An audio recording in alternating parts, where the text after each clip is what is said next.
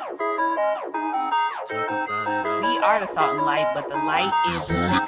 Come and catch a wave, open phone, press play. We'll help you feel good about yourself. Let us take the weight off your shoulders for a day. A little laughter, man, it's good for your health. Yeah, baby, we the salt, and we lit. We talk about it all, we do it here every Saturday. Yellie and Kris, yeah, we talk about it. Let's talk about it all. Yeah, let's talk about it.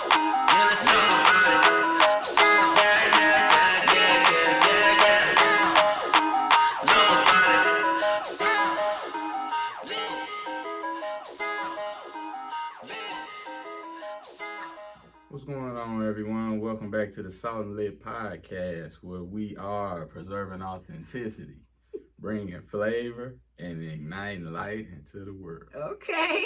Yeah. Welcome back, y'all. My name is Kristen. As you can see, I have a very special guest with me today, and his name is Terrence, my husband. I'm super happy to have him today. But at the same time, I'm extremely sad that my co-host, my road dog, is booked and busy. So we got the perfect person filling in for her today. Yeah, Yellie, since she started yelling out loud, Yellie ain't got time, y'all. She do not have time. It be like that sometimes. It does, and I'm proud of her. But she will be back next episode. But so we wanted to just kind of keep the same vibe of comfortability. This will be just you guys joining in on a conversation, what our everyday conversation is like.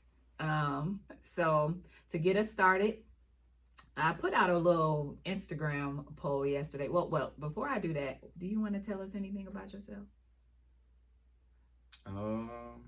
Intro? Not really. I mean, okay, then you don't have to. They're gonna get to know you enough. So we put out a little Instagram poll, and I asked questions. I asked the question, what do you want to know from couples, or what question do you want to ask couples? And I just kept it real broad because I wanted to see what I would get, and I chose 2 of the questions. So we're gonna kick it off like that. So for y'all that don't know, me and Terrence have been married for 5 years. 5 years, yeah. We've been knowing each other since we were 14 years old. So we are not new to this thing. It's been a amazing journey, but definitely a journey. And I feel like we got a lot of information, and just we have a lot of fun. So Yeah, I mean, it's gonna be real chill, than what y'all used to, because that's just me. But let's get into it. I'm happy to be here. All right. So the first question is, they kicking it off strong. So what do you do if you are afraid your libido is going to make you get a divorce? Is it what? It's like over hyper, or is it kind of low? Oh, well, they didn't specify that. So I would just say, let's answer both. So. Okay. They just, I don't know if that's somebody's real issue, but I hope not. But Right. I'll let you kick it off. I mean, I could touch on that. I don't think either way that it would ruin it, high or low, because I'm pretty sure you and your partner kind of know each other now. Assuming you all are waiting for God, until marriage. You obviously wouldn't know that part until after you're married. Wait, what you mean? But don't assume that, because that's not reality. Okay, so reality of it, that I'm glad you said that, because then you know up front, this is nothing new, if it's high or low, and so does your partner. Well, that's not really true though, because I think about like people go through changes. So like, let's just start with if it's low. So it might get low like if you are depressed, Right. or if you're going through something, or it may be a tragedy hit, or it might be low duty like health. So like that stuff that fluctuates and changes, you can't control that. So it might have been one way before y'all got married, Right.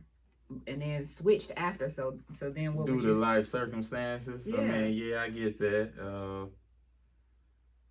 You like anything, it takes work. I mean, marriage period, since they say it ruined my marriage is work. So that's just one of the thousands of issues you can have. So the solution is to just literally stick it out and work on it. You know, seek out wise counsel and help.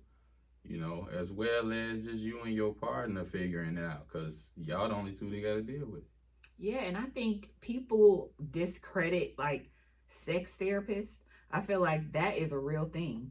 Some people need to do that, and like most times, like your libido ain't gonna be necessarily connected to a sexual issue, like because you know, I mean, it's mental. That's my opinion. I mean, at least for women, if the sex drive is lower, it might be because they just had a baby, or because you know, maybe they're not feeling confident in their body. I know women go through up and downs, but like as far as the man goes, I can't really speak for y'all.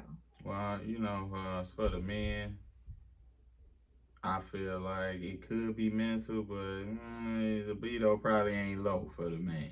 9 times out of 10, you know. Not a young man anyway. Exactly, not like somebody who's exactly. He pretty much on his toes and ready. You know what I mean? So on his toes and ready. I'm just saying that's just real. But it could be life that might alter that sometimes. You know, if he's dealing with something, going through something. So let me ask you this. So what if the man's drive is too high? Because I've heard this a lot. Like, what if the man's drive is too high and the wife's drive is super low? Like, how do you meet in the middle when you guys aren't on the same? You know what I'm saying? You don't want it at the same time. And if the question was intended for somebody who's like it's too high and you feel like you're gonna get a divorce because you out here, right? Or maybe because you don't want to be, you want to stay faithful and you don't, then to that I would say that's also definitely a counseling thing.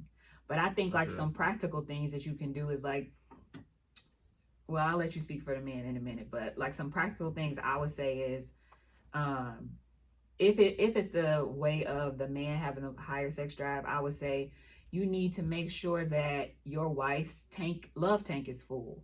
Because most times, it's, like I said, with women, it's a mental thing. It's how you making me feel. How am I feeling loved? Is everything being communicated between us?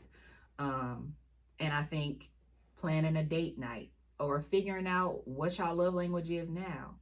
I think one of the hardest things that we've had to deal with is like knowing each other since we were 14, and then taking it for granted that we know each other so well.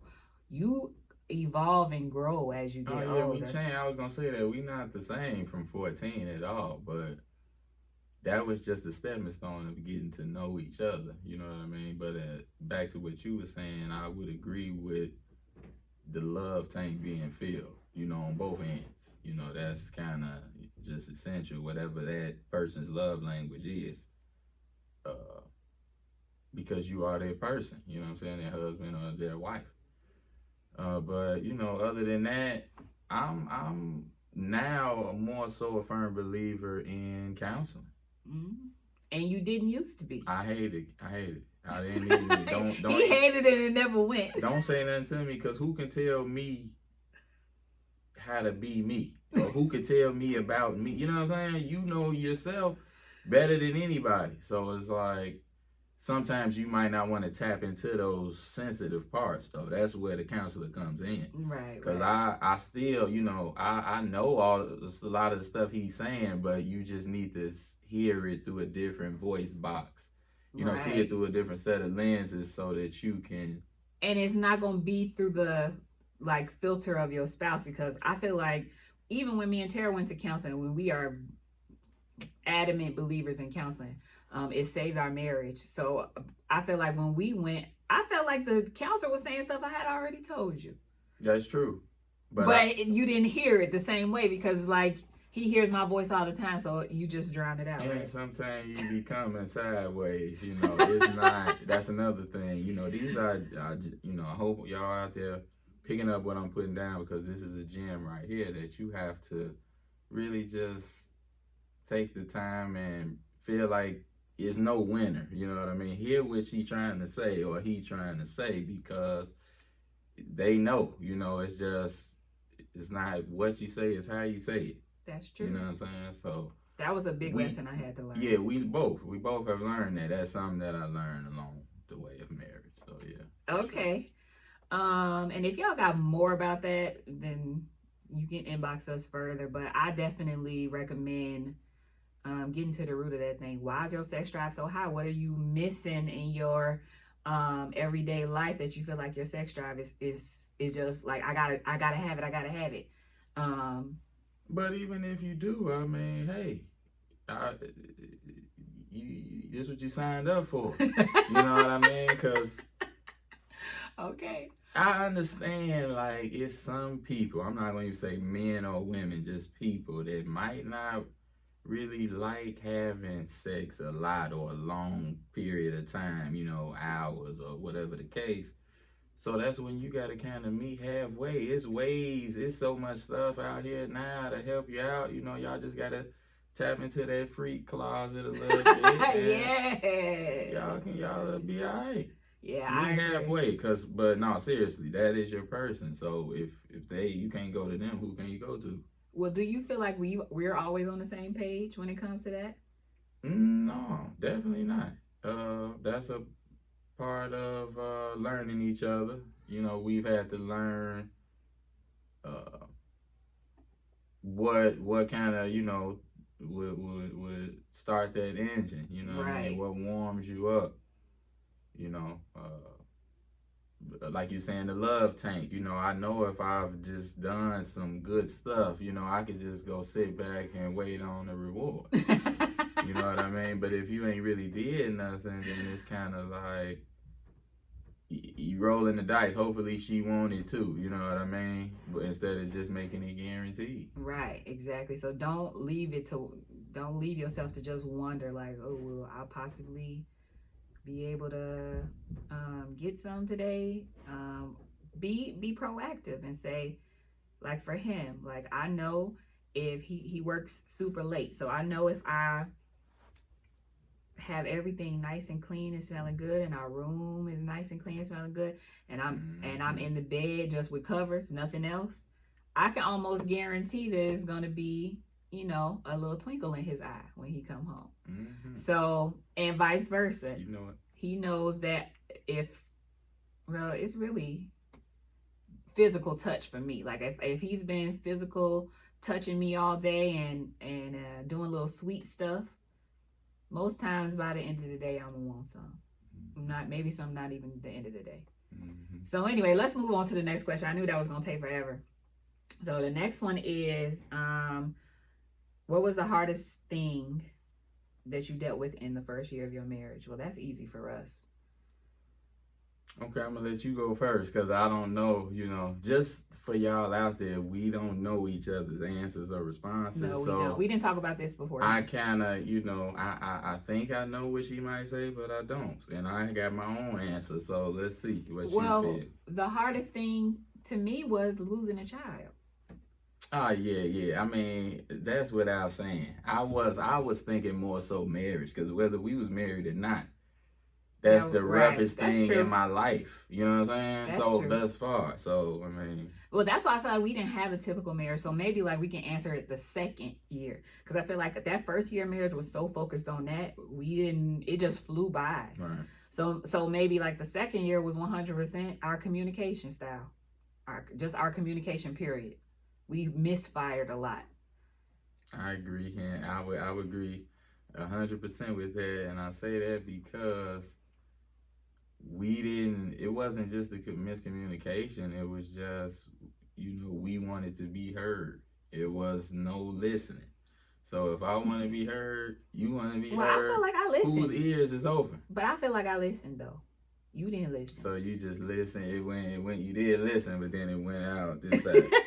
That's what you're saying, because I'm saying that I listened, but I still thought that my way was right and the best way. Right, and that's probably. I agree, because I felt the same way, kind of like, you know, my way or the highway. So what was that yours too though? Was that what you was gonna say? For the first year, no, I wasn't. I mean, because excuse me. Like I was saying with the TJ thing, that was, you know, regardless of marriage. So that wasn't what I was thinking necessarily quote unquote for marriage. Okay. What I would have said for the first year would have just been, felt like it was kind of rushed. So for myself, it was just maybe being doubtful. Wow. You know, first time hearing this. Maybe not. I mean, it's your first time hearing it like that, but you know, we talked about this plenty times. Well, you're gonna have to explain. What I mean by that is, and I'm gonna jump the gun a little bit here because I've known that I was gonna marry this woman since the age of 15. That was just something within me, you know, spiritually with God. I knew that this was the person. Why? I don't even know why. Like, it's no explanation. It's just what I felt. But at that point in my life, I wasn't even thinking nowhere near nothing marriage at 15. Right. You know what I'm saying? Not even 20, not even 30 at that point. You know what I'm saying? I'm 32. But at 14, I didn't necessarily think I would be married at 32. Which is why we never dated. I mean, well, that might be your reason. My reason. That's what you told me. My reason is because I knew, you know, how essential you were to my life, and that I had to marry you one day. I couldn't burn that bridge early. And at 14, you know, you already knew the bridge was burned. It was as good as burned. I wasn't right. So instead, let me just say, let's just keep this going. So instead of, what he did was, instead of pursuing me as a girlfriend, he literally made me his best friend, and he told me everything. He told me all of who he liked, who he didn't like, who he, you know, got hurt by. I was literally his sounding board from then all the way in through college. And this was while we had like other people as boyfriend and girlfriend. Like, we had other people that was boyfriend and girlfriend, but we ended up still confiding in each other a lot. Never cheated though with each other. We never did that. Right. And cross the line. Okay, so even though like we had that friendship relationship, we still, you know, flirted and did stuff. I mean, yeah, you were my best friend, you know, still is, but, and this is a whole nother topic, but I'm gonna just throw this out there, because me personally, I never could still really can't see how a man and a woman can be friends, like genuine. I mean, friends with like nothing else, because like you were like literally my best friend, like my homeboy. But I wanted to, you know, do some nasty things to you. Terr! I'm just saying, you know what I'm saying? Just, you know, I mean, look at you, but I'm just saying.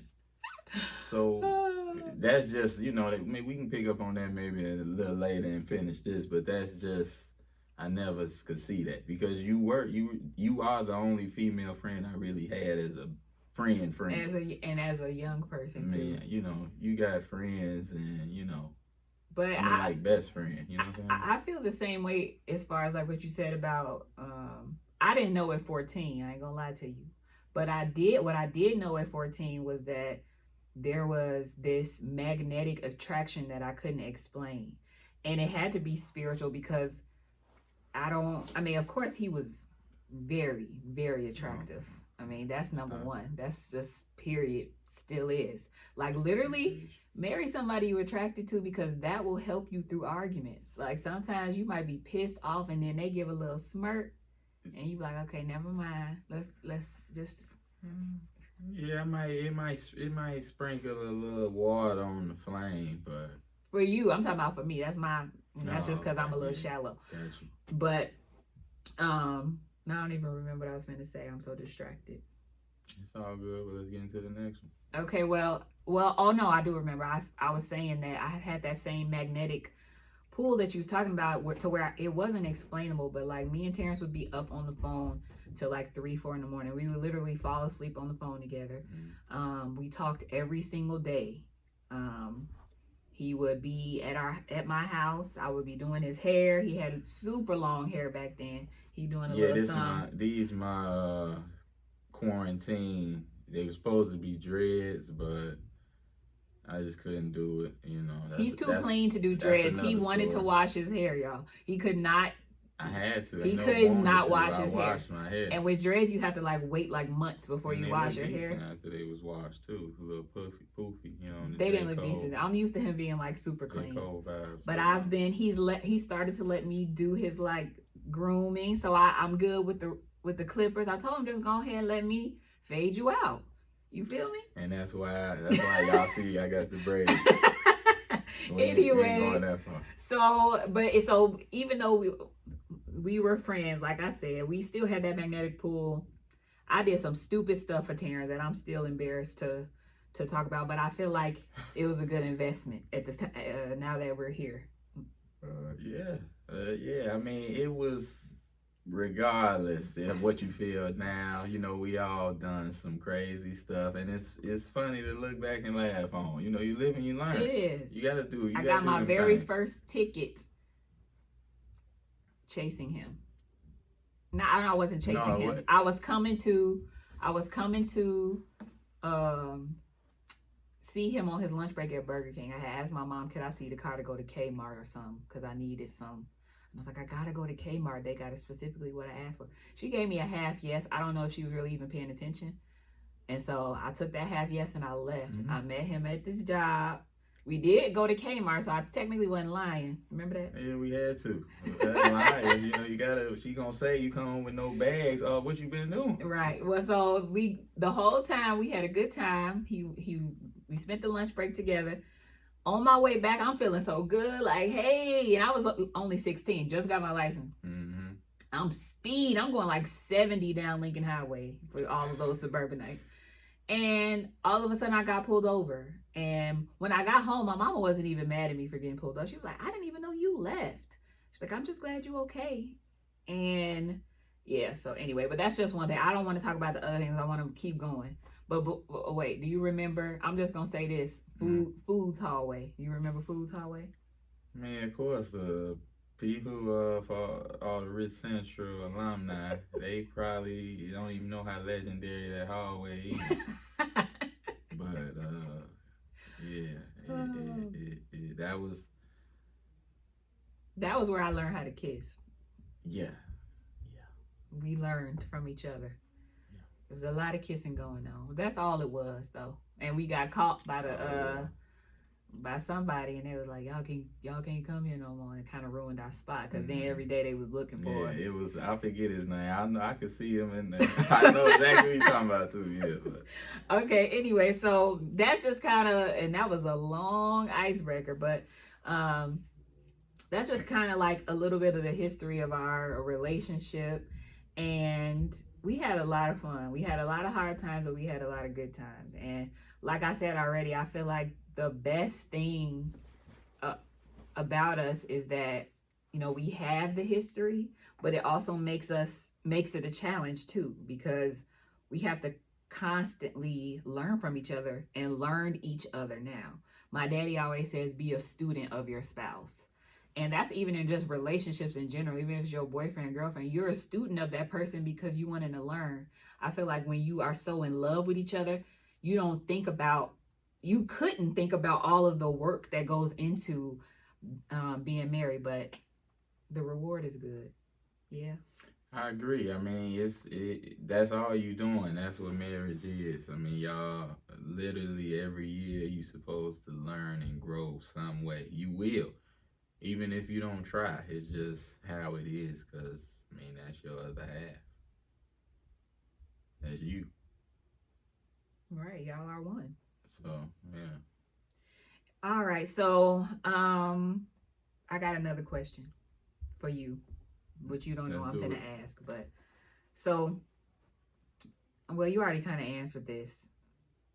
But when and why, you can answer it again because I just like hearing it. Even though I know. When and why did you know each other was the one? And so I'll answer first since you already kind of gave your answer. I think I knew Terrence was the one when, you know what, this ain't like a typical answer, but I knew he was the one when we got into it. He hurt my feelings, and I still wanted to stay. Like, I still wanted to be with him. Like, I had a desire to continue to work it out. And that wasn't normal for me. Once you piss me off in, in past relationships, you could forget it after that. It could be something small, but there was this something special about him, and just the way that he was relentless with making sure that I knew he wanted me. It just kind of gave me the mindset of like, okay, we gon' definitely do this. We definitely could be lifelong. So Yeah, for me, kind of like I said, it was like a spiritual thing from a grasshopper, but being actually in the moment, being married together, for 5 years and 3 months now, what makes me know every day is just kind of the way she loves. And this is not just me. I don't mean loving me. I mean, obviously me, but everybody. You know what I mean? Like, I feel like I learn and grow, and, it's nothing like having somebody to love you no matter what. Love your dirty draws, yes. I mean, yeah, so that's without being said, like, yeah, you don't find that. You don't. You might be lucky to find one. You might not find the one. That's true. And the one, I feel like, is relative, because, like, you might find somebody that matches up with all of your qualifications, or even, like, would make an amazing partner, but you might not necessarily feel instantaneously that they're the one. And I feel like that's something, like, thank God we had that little magic piece, but I feel like sometimes that don't come till later for people. And so I just want to say, don't disregard somebody because you don't feel butterflies and rainbows, because those end real quick. Yeah, let me say this too, because just another piece that helped me know, because sometimes you don't even know what you need. Like, we all had a list of our build a guy, build a woman, the perfect woman, but and she would be perfect, what you think, but it's parts of her that you need that you don't even know. Right. That God knows that you need, and that's what I got. So and when I knew that, that's snapped. It's official tissue. Okay, yeah, that was good. That made me have a little butterflies. Hey, that's the goal. So, y'all, one thing me and Terrence used to do when we were younger is oh, no, I want to ask this other question at the end. Like, this is the last question. I wanted to ask this one towards the end. Oh, no. Dang, it's 2 questions. Okay. We can answer this one real quick. What do you do to overcome hard times in your marriage? What you mean, like, what do we do? What do we do? Well, you want me to go first? Yeah. I'm going to go first. I got something, but yeah. I think what I do, like, first, there's what you do as a wife or as a husband. And then I think, then there's what you do as a couple. So what I do as a wife is I pray. And I know that sounds, oh, you pray? Nah, I pray. And literally when I start praying, things start changing. It's like, they start changing in me. God starts revealing things in me that I need to correct. When you go seeking after, like, your prayer initially might be, Lord, help him to know better and to do better and to understand what I'm saying, and to, like, that might be your initial prayer. But as you really pray and, like, seek God, your prayer starts shifting, and then your mind starts shifting. I know this has happened for me a bunch of times, to where I'm praying, and then all of a sudden I'll get a revelation about myself. Sometimes it might be from another person that don't know nothing about what's going on. Have you remember times like that where I've, like, kind of, like, come back and been like, okay, well, I thought about it and I realized A, B, C, and D about myself. And then it's kind of, like, shifted the trajectory of whatever is going on. For sure. So that's the only one I'm going to say right now. I mean, there's so many other ones, but I think prayer is the most underrated. Oh yeah, for sure it's underrated because I consider myself a Christian. I'm Just so a little glad. short Black History Month lesson. I went to Salem Christian Academy. You were Reverend Meeks from first grade all the way up into seventh. And the whole church, all of that was just drilled in me from again young grasshopper. So, but even with that, I didn't pray for that. I mean, I pray for everything else I want. You know what I mean? Anything and everything you want, but I didn't pray for guidance really with certain situations in my marriage. Yeah. So that's definitely overrated. I mean underrated. I'm sorry.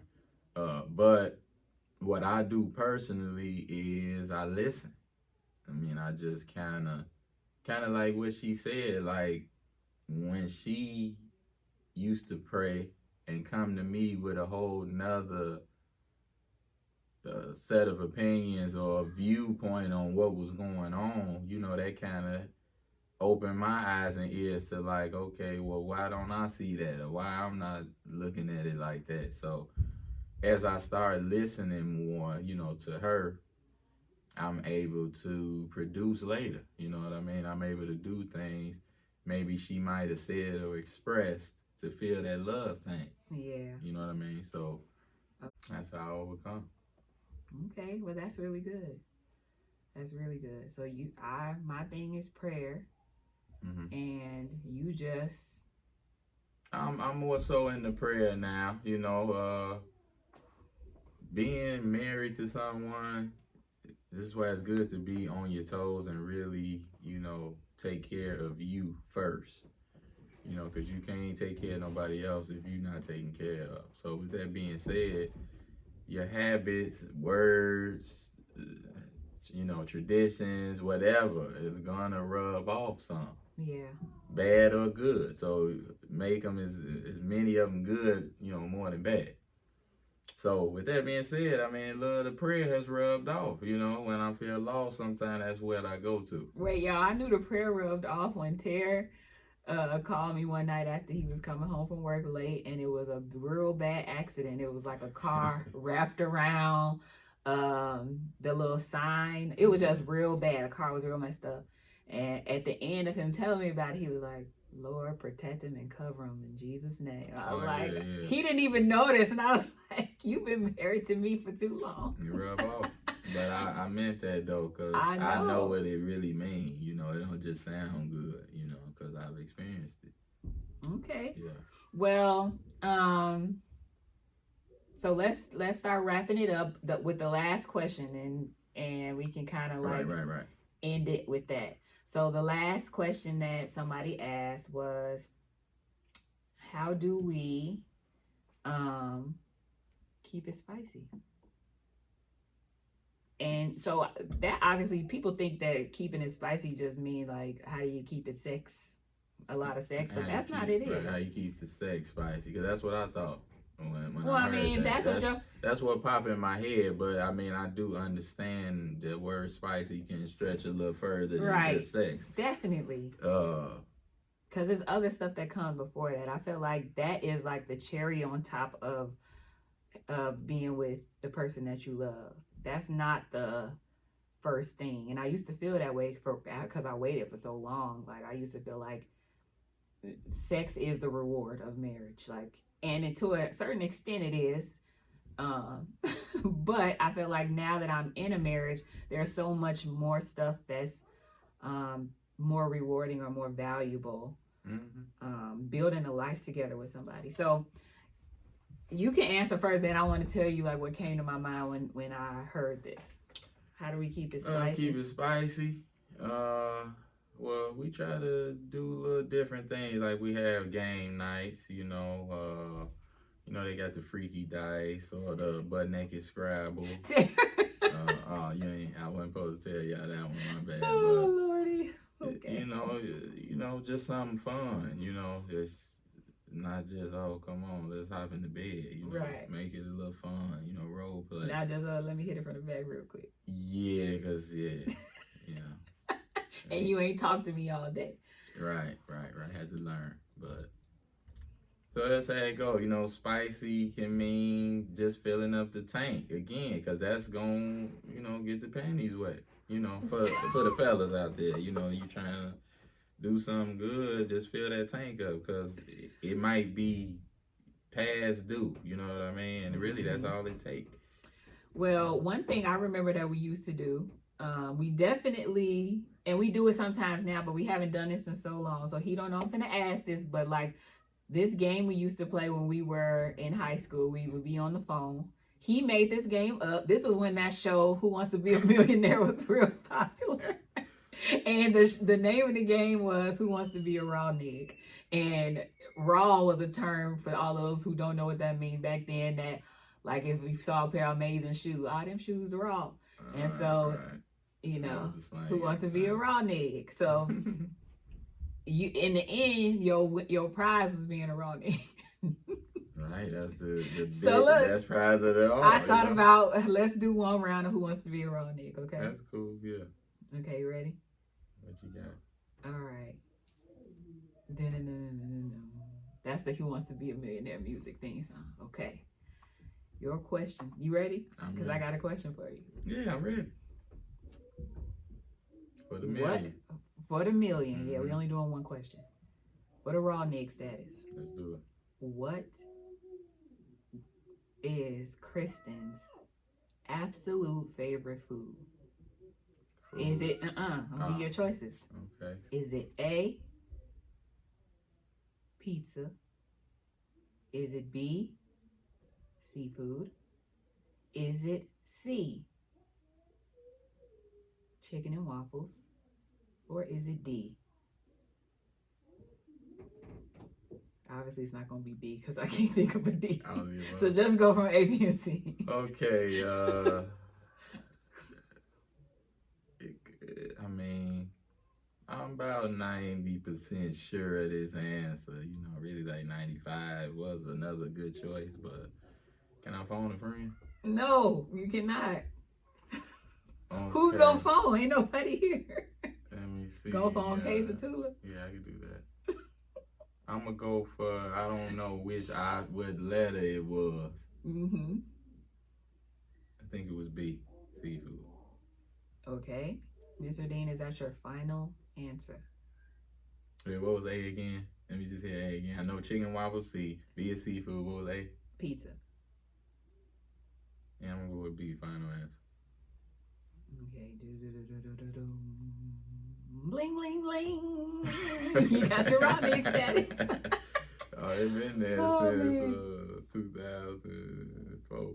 Okay, but look, y'all, we've been playing this. We played this game. It was so much fun. And like playing that game, obviously back then we didn't hardly know squat about each other. So we were literally getting to know each other like that. So I'm going to challenge y'all to come up, couples out there, challenge y'all to come up with a game you can play with your spouse. One other thing we play, and then we can end it after this because we're doing too much, is, well, wait, you got a question for me? Who wants to be a raw nig? I mean, I could give you a little something you probably ain't gonna know, but let's see. Okay, well now I feel like I need to be challenged. Go. Okay, let's do it. For a million, raw nig status. Okay, I'm ready. 2021. I'm ready, Regis. What is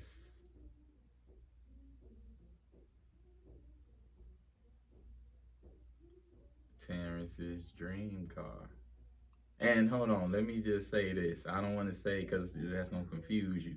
But I'm going to give you some options so it ain't that hard. Okay, right, there you go. Matter of fact, I'm going to just give you the option. I ain't going to even explain. What's his dream car? A, Cadillac truck. Escalade. B,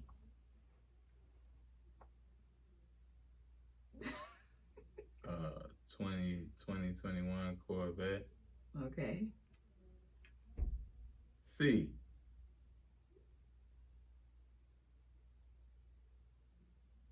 Lexus LS460. All these 2021s. So, okay. You know what I'm saying? They're the same boat. Okay.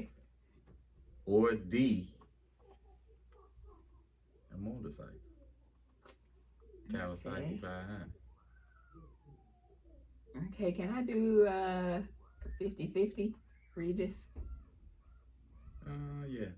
So then you take away 2 that's wrong. Gotcha. We're gonna knock off the motorcycle. Mm-hmm. Wait, that wasn't a good one to knock off. And we gonna knock off the Lexus. Okay, well then your dream car would be A, Cadillac 2021 Escalade truck. Okay. Nah, that was kind of, because I really thought it was the Lexus for a second. See, that's why I was gonna explain. You know, that's like, you know, it's in there, but it ain't number one. So you would have been hard. You would have been, you know what I mean? And that ain't really a dream car. That's just what I want right now. Right. And see, because if I had, I wouldn't choose that for a dream car. Right. Because you could get that. Exactly. I mean, if we just want to mean. go crazy. That's what I mean. But right now, that's my dream. If I wake up and go to the dealer, that's what I'm buying. You know what I'm saying? But, you know, my dream car is, we ain't even talk about it because we ain't there yet. Okay, well, we could just keep praying that one day our dreams come true. Mm-hmm. But I think we can, y'all can see that from our relationship and from our vibe that we've been through a lot. Obviously, we didn't even really touch on everything. That's our story. Is there anything else you want to do or say before we wrap it up? Yeah, I want to, in memory of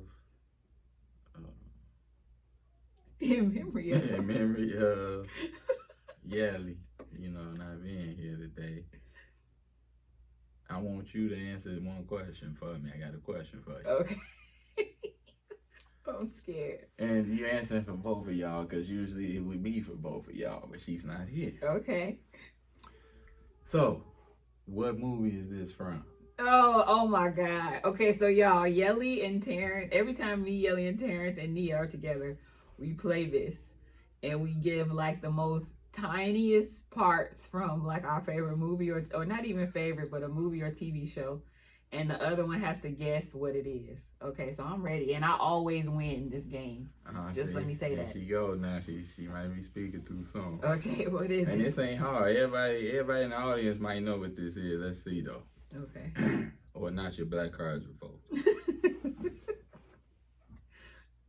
Girl, look so good. Somebody ought to put you on a plate and sop you up with a biscuit. Oh man, Terr, I don't know. You ain't black. Wait a minute, hold on a second. Let me think. Give me your card back. That's a big hint right there. Black classic. That's the Friday After Next. What is it? What is you it? Give me a raw nigga for back. That's the only one I ain't seen. You gotta get a raw nigga and the black back. Wait, hold on. What is it? Girl, it's so good. I know it was Pop saying it, right? It was not Pops, but you know. Okay, what is it from? I lost. Coming to America. Oh, Terr, that was too easy hard. Too easy because I wasn't thinking about that movie. You need to think about I ain't class. seen it in so long. You think about class. Okay, now I have to give one for you. Think about it because I got both your cards over here. Okay, what's this from? This is the last one for real, y'all. Okay.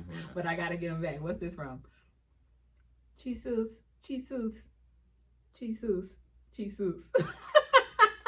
There's no one I'm the champion around here. What is it? Now I might get the number wrong. You gotta get the number right. Okay, let me see. Jesus. I know it's Rush Hour, but which Chronicle I'ma say it. Cheese Suits. I remember he said, "I'm not cheap as hell." Exactly. He was butt naked or something at the sewer. I can see the whole thing in my head, but I don't remember the number. I'ma say Rush Hour 3 though. And it's Rush Hour 2. I knew it wasn't 1. No, it's Rush Hour 2. Yeah, okay. Okay, so you didn't win either. I mean, I get a half for that. I knew the whole scene. Okay, you get a half. What's that over there? Look right there. Ooh. Y'all, I just punched him. For y'all who listening. Anyway. So we about to wrap it up. Thank y'all for hanging out with me and Terrence. Thank you, Terr, for filling in for Yellie. She'll be back Appreciate next time. I know y'all missed her, but I hope you enjoyed some of the stuff we said and had some fun with us. Before we go, Hold on though. I want to say thank y'all for having me on. You know, this is my first podcast interview, you know, in history. So I like it, you know what I mean? And I like what y'all doing, igniting light and flavor in the world. Speaking of flavor, go get your salt and lit. You know okay. I just put an order in on this not too long ago. Material, highest quality. You worried about being warm in the snow? Get you a salt and lit joint. True. Telling you. It's facts. Go to helloyellowloud.com. It's merch. And follow us at Salt and Lit Podcast. And to close it out, Terr, say, you already know what you got to sing, right? I forget how it go. It's the Salt and Lit Podcast.